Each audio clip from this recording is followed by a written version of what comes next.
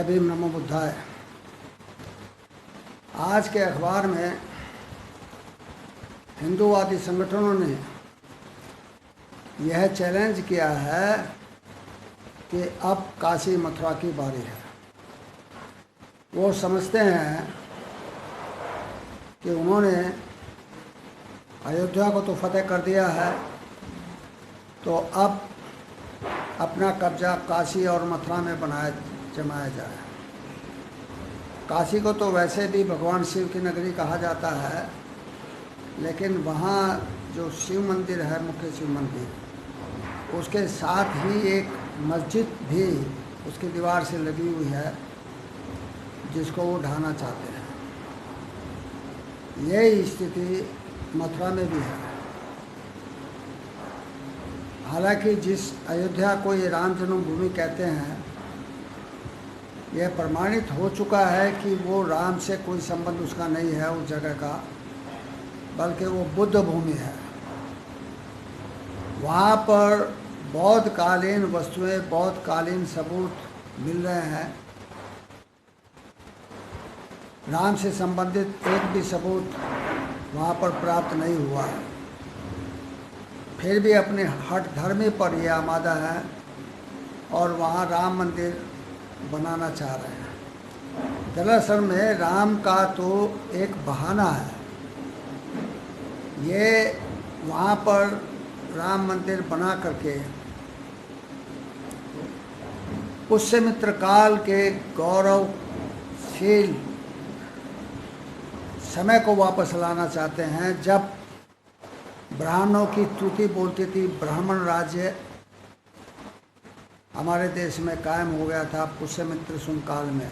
पुष्यमित्र शुंग स्वयं भी एक ब्राह्मण था। उसने बौद्ध धर्म को समाप्त करके ब्राह्मण धर्म स्थापित किया था। यह चीज़ प्रमाणित हो चुकी है। उसने अनेक बौद्धों के सिर काटे, अनेक बुद्ध विहारों को मटियामेट किया, अनेक बुद्ध स्तूपों को ख़त्म किया और उनको बुद्ध मंदिरों में तब्दील किया। आड़ी टेढ़ी मूर्तियां बना करके कई आदमी के सिर पर हाथी का सिर रख दिया, कई वाराह अवतार सुअर को ही अवतार बना दिया, कहीं पर अश्व को ही अवतार बना दिया। तो इस प्रकार के अनेक रूप देकर इन्होंने मंदिर कायम किए, जिनका जो है कोई सिर पैर नहीं था। यानी कि जैसा इनके मन में कोई भी विचार आया, कोई भी तस्वीर आई, कोई भी ख्याल आया, कोई भी तस्वीर इनके मन में उभरी, उसके हिसाब से इन्होंने मूर्तियां बना दी और स्थापित कर दी। तो इस तरह से मंदिर बना करके और ब्राह्मणों का वर्चस्व कायम करके उसी काल में मनुस्मृति का भी जन्म हुआ। उसी काल में रामायण, महाभारत, गीता, पुराण और अनेक ब्राह्मण ग्रंथ लिखे गए, जिससे ब्राह्मणों की स्तुति इस देश में बोलने लगी और जो वो कहें वो ही जो है कानून माना गया, वो ही ब्रह्म वाक्य माना गया। तो इस प्रकार ये अपने उस वर्चस्व को दिखाने के लिए वहाँ पर भगवान राम का भव्य मंदिर बनाना चाहते हैं और इस देश में मनुस्मृति को पुनः लागू करना चाहते हैं। जो ब्राह्मणवादी संस्थाएं हैं, जैसे आरएसएस है, वो भारतीय संविधान को नहीं मानती है। क्योंकि भारतीय संविधान बराबरी पर आधारित है। भारतीय संविधान सबको समान अवसर दे रहा है और ये बात ब्राह्मणों के गले में नहीं उतर रही है।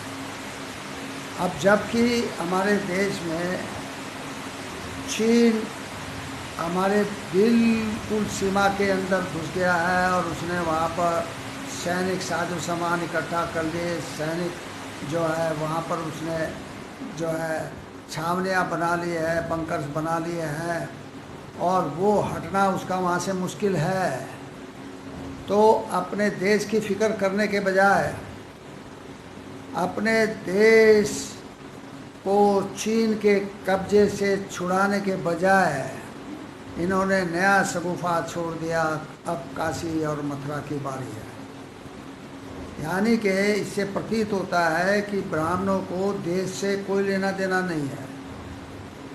ब्राह्मण देश को कोई महत्व नहीं देते हैं। इन्हें तो सिर्फ अपना मकसद हासिल करना है, इन्हें तो अपना वर्चस्व कायम करना है। इसके अलावा देश इनके लिए कोई मायने नहीं रखता। ये बात हमें चीनियों से सीखनी चाहिए कि राष्ट्रवाद क्या होता है। राष्ट्रवाद चीनियों के रग रग में भरा पड़ा है।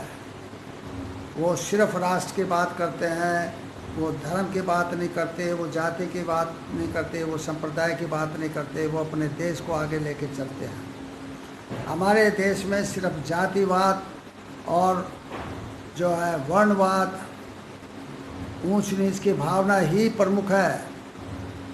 ब्राह्मण अपने आप को का वर्चस्व कायम करने के लिए किसी भी हद तक गिर सकता है।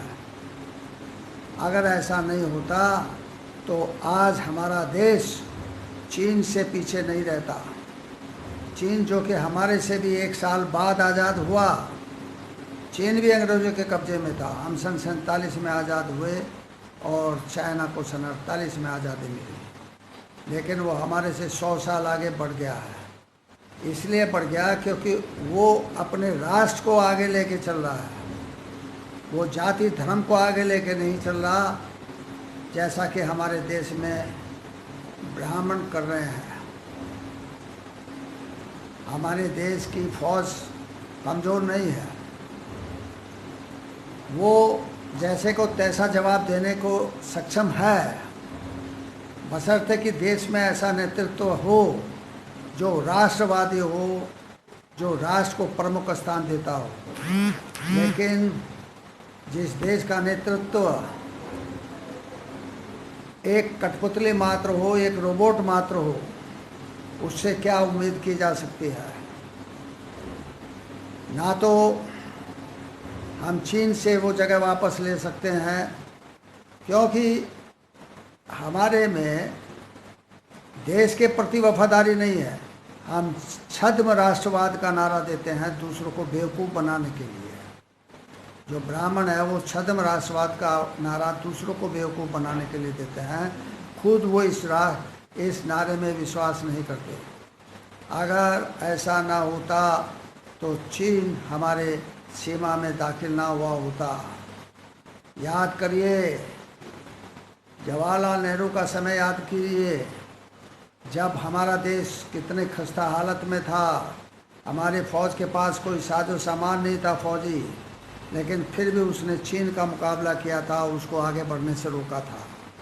ये थी एक राष्ट्रवादी नेता, राष्ट्रवादी प्रधानमंत्री की एक नमूना था। और हमारा जो प्रधानमंत्री राष्ट्रवाद की बात करता है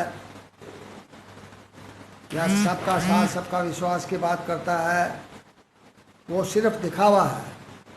दरअसल में वो आरएस के ही जो है मकसद को आगे लेके चल रहा है, उसका ही एजेंडा आगे बढ़ा रहा है। इसलिए हम इस समय बहुत पीछे रह गए हैं।